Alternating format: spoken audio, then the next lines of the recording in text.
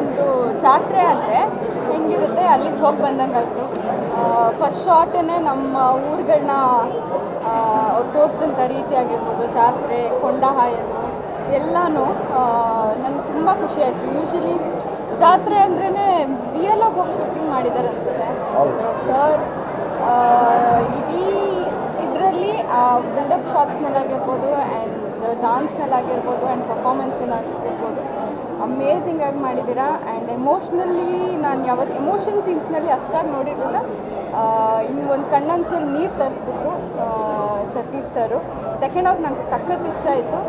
And Rachita ಅವರು ಕಣ್ಣಲ್ಲೇ act ಮಾಡಿದ್ದಾರೆ ಅಂತ ಹೇಳ್ಬೋದು. And she was just act. ಇಬ್ಬರು ಪೇರ್ ಆಗಿ ತುಂಬ ಚೆನ್ನಾಗಿ ಕಾಣಿಸ್ತಾ ಇದ್ರು ಒಟ್ಟಿಗೆ. ನಮ್ಮ ಮಿಲ್ಕಿ ಬ್ಯೂಟಿ ನನ್ನ ತುಂಬ ನಾವೆಲ್ಲ ಒಟ್ಟಿಗೆ ಇಂಡಸ್ಟ್ರಿಗೆ ಬಂದಿದ್ದು. ಸೊ ಖುಷಿಯಾಗುತ್ತೆ ಅವ್ರು ತಿರ್ಗಾ ಕಮ್ ಬ್ಯಾಕ್ ಮಾಡಿರೋದು. ಆ್ಯಂಡ್ ಲವ್ಲಿ ಸಾಂಗ್, ಆ ಸಾಂಗ್ ಫುಲ್ ಥಿಯೇಟ್ರೇ ಕುಣಿತಾ ಇತ್ತು. ಥ್ಯಾಂಕ್ ಯು ಮಹೇಶ್ ಸರ್, ಇಂಥ ಒಂದು ಒಳ್ಳೆ ಸಿನಿಮಾನ ಮಾಡಿದ್ದಕ್ಕೆ. ಆ್ಯಂಡ್ ಸೆಕೆಂಡ್ ಹಾಫ್ನಲ್ಲಿ ನೀವು ಆ ಥರ ಸರ್ಪ್ರೈಸಸ್ ಇಟ್ಟಿದ್ದಕ್ಕೂ ಅದಕ್ಕೂ ನಮ್ಮ ಸೆಕೆಂಡ್ ಹಾಫ್ ಹೆಂಗೆ ಹೋಯ್ತು ಅಂತಲೇ ಗೊತ್ತಿಲ್ಲ. ಸತೀಶ್ ಸರ್ ಹೇಳಿದರು ಸೆಕೆಂಡ್ ಹಾಫ್ ಸಖತ್ತಾಗಿರುತ್ತೆ ನೋಡಿ, you will have lot of surprises ಅಂತ. ಸೊ ಒಂದು ಎಕ್ಸ್ಪೆಕ್ಟೇಷನ್ ಇತ್ತು, ಬಟ್ ಇಷ್ಟು ಮಟ್ಟಕ್ಕೆ ಎಕ್ಸ್ಪೆಕ್ಟೇಷನ್ಸ್ ಇರುತ್ತೆ ಅಂತ ಅಂದ್ಕೊಂಡಿರಲಿಲ್ಲ. ಥ್ಯಾಂಕ್ ಯು ಸರ್, ನಮ್ಮ ಕನ್ನಡಕ್ಕೆ ಒಂದು ಒಳ್ಳೆ ಸಿನಿಮಾ ಕೊಟ್ಟಿರೋದಕ್ಕೆ ಥ್ಯಾಂಕ್ ಯು ಸೋ ಮಚ್.